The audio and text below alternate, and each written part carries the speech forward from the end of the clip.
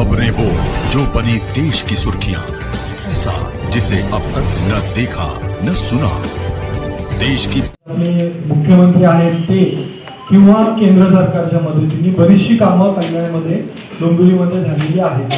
त्याचाच फायदा आम्ही सगळे जे डेव्हलपर्स आहोत, जे विकासक आहोत, आम्ही सगळ्यांनी त्याचा फायदा घेऊन आमचे पण प्रत्येकाचं स्वप्न म्हणजे प्रत्येक रहिवाशाचं जे स्वप्न असतं की माझे घर कल्याण डोंबिवलीत असावं, तर ते स्वप्न पूर्ण करण्यासाठी आम्ही दरवर्षीप्रमाणेच यावर्षी सुद्धा 13वा एक्सपो प्रॉपर्टी एक्सपो लावतोय।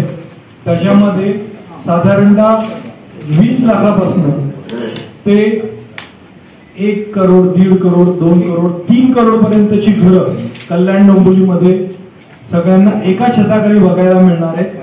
त्यामुळे मी सगळ्यांना परत एकदा रहिवाशांना पण आणि जे कल्याण डोंबिवलीचे सगळे नागरिक यांना निवेदन करतो आणि आवाहन करतो की त्यांनी या एक्सपो मध्ये येऊन त्यांचं